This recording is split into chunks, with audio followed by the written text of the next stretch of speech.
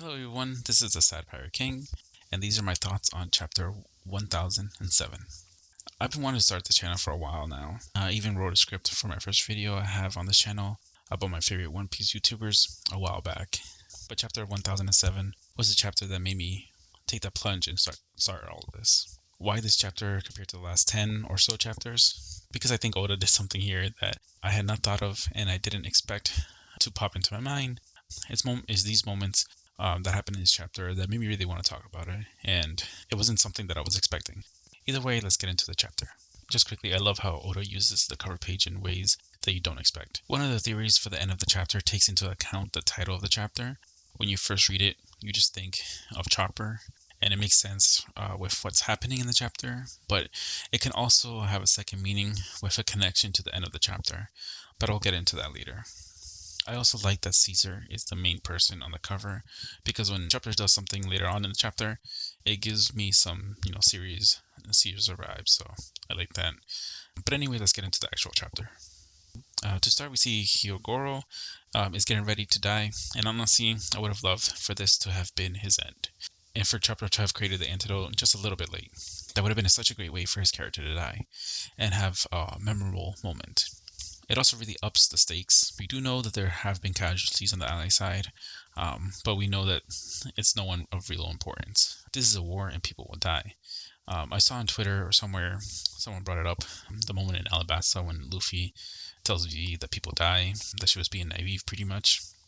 But in One Piece, people almost never die, which is why the end of this chapter is such a crazy moment. But either way, he doesn't die here, and it isn't a surprise. One thing I did like seeing was more Beast Pirates jumping ship and join the Alliance, but in a different manner than just using Tama's powers. This is Queen being brutally honest with her crew members and saying that the pleasures have no real use since they didn't receive the power of the artificial devil fruits, and that the waiters are pretty much on the same boat since there are no more smiles. So for Queen, their only use is being affected and being guinea pigs for his ice uni drug. So obviously these members are not happy about this and decide to try to escape and leave the crew. Then in comes the man of the hour, Chopper, and comes with the antidote. And this was what I was referring to when I said that it gave me Caesar vibes. They released the antidote in this huge gas attack, and whenever I see these kind of attacks, I just think of Caesar now, with Smiley and the explosion that he caused on Punk Hazard. This moves the pleasures though to protect Chopper from one of Queen's attacks, and they change alliances then. This is something that I always liked, going back to the Go example in a few chapters ago, that they have enemy forces that are being captured or persuaded to change sides. But it's not all just using Tama's power, which would have been boring, but just with the way that the Straw Hats go about doing things, they start to help the enemy and they have change of hearts. The Beast Pirates are structured so the strong are the only ones that matter in their crew, but the Straw Hats care about all, strong or weak. Then we have the running gag with Chopper being called Tanuki, but I love that he went into Monster Point here to fight Queen, even if it's just going to be a quick thing. I love what Oda is doing right now. Every Straw Hat besides Sanji right now is part of a fight. And he is highlighting two members that haven't been highlighted for some time, with Robin versus Black Maria, and now Chopper versus Queen. Again, I think it's going to be a very brief moment, since I know Chopper doesn't stand a chance against Queen, but it's going to be a good showcase of what Monster Point can do. I remember when he first went Monster Point and in his lobby, and how badass it was. But since the time skip, he really hasn't been anything special. So hopefully we get to see him go all out a bit more versus Queen and start getting the recognition for his strength, not just his medical skills. Now we see Yamato, Shinobu, and Momo escaping, and I really enjoyed seeing Momo frustrated for how weak he was. He really understands the situation and is maturing well. He doesn't care that he's up against Yamato's body and anything like that, which I was worried about. Then Shinobu calls him brave and he snaps and transforms in front of them. I also love that Yamato calls him an eel here, but I'll get back to that later. Next, out of what seemed nowhere, we cut back to Cypherpole Agnes Zero, talking about when Kaido was captured by the Marines, that Vegapunk extracted Kaido's bloodline elements, or commonly referred to as the lineage factor. This is pretty much the One Piece version of DNA, and that was used to make the artificial devil fruit, which in the end, they believe it was destroyed.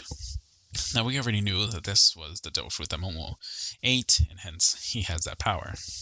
But what comes to mind now reading this is now we know what Kaido's devil fruit is called, the Uo no Mi Maro Shiryu. Shiryu is also known as the Azure Dragon or Blue Dragon. The legend of the Dragon Gate is known for having the carp climbing the waterfall that's called the Dragon's Gate, and if he's successful, the carp will become a dragon. And based on the name of the fruit, you can imagine that the original version of the fruit maybe starts as a carp, and then transforms, and then with training becomes a dragon. And in that story that I found, it said this: one who meets their fear and overcomes those challenges shall turn into a dragon. This is why the part when Momo is saying that he's weak and then snapping when Shinobu calls him brave is important. He understands that he isn't really brave yet. And then it gets interesting. He isn't a carp when he transforms, but he's referred to it as an eel all the time. So this may be a means to the end where Momo stands up to Kaido and transforms into the larger dragon himself due to his bravery. Probably not as big as Kaido or nearly as strong, but he becomes a symbol of hope for the Wano people. That's something that we can see coming into fruition later on, or I'm assuming we'll see come into fruition later on. After this, we head back to the Red Scabbards, and their wounds have been attended to, and they're waking up, and Kawamatsu mentions that he thinks he saw who it was, but doesn't believe it. This leads me to believe that it's Toki in the shadow. That was the shadow that we saw in the previous chapters. Now, Toki being alive is something that many people are arguing against or going back and forth with. I personally think she is alive still, that used her fruit powers to jump into the future and is there now. Since it's one of those things where if One Piece, if you don't see the body, you can't assume they're dead. So for me, if Toki is still alive, and it's most likely the person who was attending their wounds. But then Oda does it again and really surprised me. Out of the blue, we see Oden again.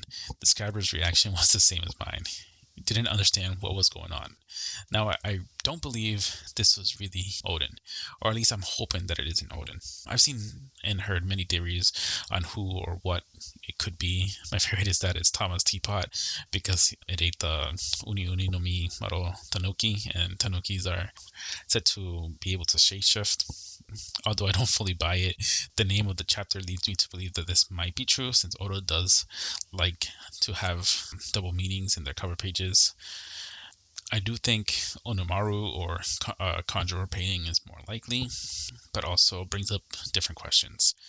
There's also theories about this being Oden jumping into the future, but then going back to be executed later on.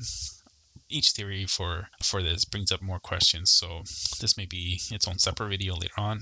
Either way, Oda does what he does best and sends the One Piece community into chaos, and we just all love it. So overall, this chapter was a great chapter.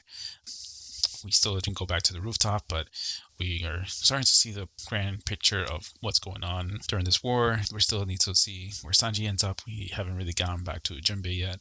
And there's still a lot going on with the other characters on the island right now, with Law doing his thing as well. So there's still a long way to go for the Wano arc. But either way, please let me know what your thoughts are in chapter 1007 down below. I really hope you enjoyed this chapter review, or just me talking about this chapter. If you do, please make sure you like and subscribe. This was the Sad Pirate King. Thank you. Stay safe.